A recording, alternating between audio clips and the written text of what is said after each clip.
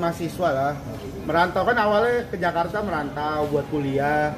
Terus alhamdulillah ikut stand up, nyebur terus rezekinya di sini akhirnya ya sekarang seperti inilah alhamdulillah lah gitu.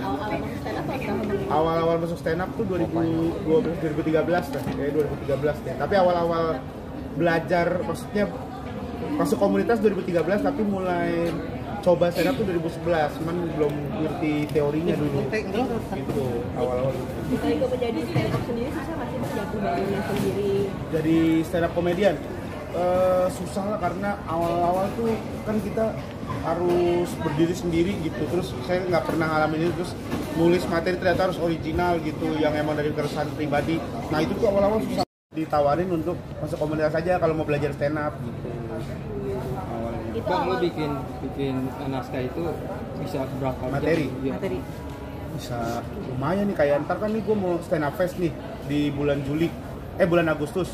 Dari sekarang tuh udah nulis, udah nyiapin. Teman-teman yang lain juga udah gitu. Jadi emang kita tuh kalau misalkan mau stand up padahal cuma 10-15 menit ya, tapi itu dari sekarang tuh udah mulai nulis, udah mulai nyiapin gitu. Kan acaranya juga insya Allah bakal rame banget, udah 2.500 tiket itu yang laku, makanya deg-degan banget ini. Dari sekarang udah nulis, udah mulai latihan gitu. Bang, pada saat abang mungkin stand up nggak ada yang ketawa, itu pada tahun berapa dan di mana nih Bang? Kapan ya? Saya kayaknya nggak pernah celeng gitu. Alhamdulillah kayaknya nggak tahu ya. Pernah kayak 2016 deh, pernah waktu itu acara corporate gitulah.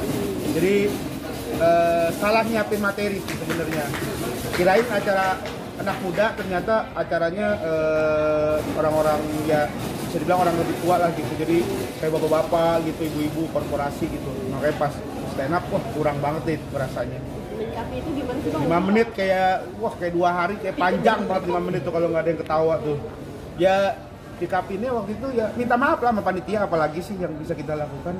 Kalau di panggungnya ya paling kita coba switch materi, kayak coba materi ini deh gitu. Jadi misalnya materi pertama nih nggak works nih, coba materi berikutnya, materi yang lain. Misalnya awalnya mau temanya tentang mahasiswa, wah mahasiswa nggak kena nih, coba bahas mengenai kehidupan di kampung gitu. Misalnya nggak kena lagi, coba lagi gitu. Jadi biasanya begitu, tapi biasanya tuh nyoba terus ada yang berhasil. Biasanya kayak mahasiswa nggak berhasil, terus kayak bahas background deh, bahas tentang saya dari Bima gitu. Nah itu biasanya udah works, ya udah bahasan berarti sekitar situ. Kalau stand up dibayar berapa sih Bang yang didapat pertama kali? Pertama tuh dibayar pakai tiket nonton acara sendiri.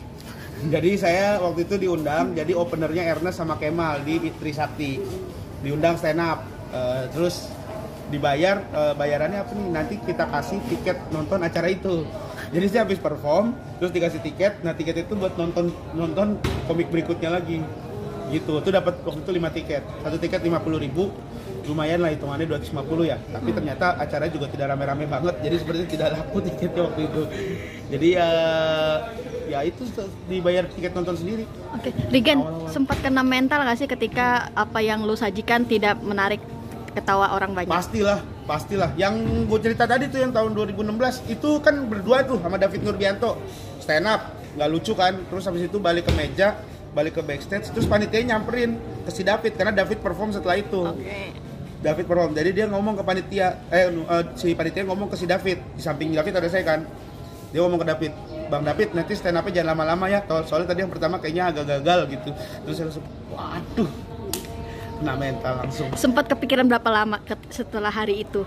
Lu Kepikiran lumayan lah itu, sekitar nggak lama-lama banget sih. Jadi kalau kita itu ada rules-nya namanya 10 o'clock, jadi setiap jam 10 itu kita mencoba untuk melupakan semuanya. Kalaupun misalnya kita pecah ya kita coba untuk misalnya kita tampil keren gitu, euforianya itu kita cuma boleh sampai jam 10. Kalaupun kita nggak lucu, kesedihannya itu cuma sampai jam 10. Itu teori yang diajarkan sama Mosidik, teori yang kita belajar lah gitu.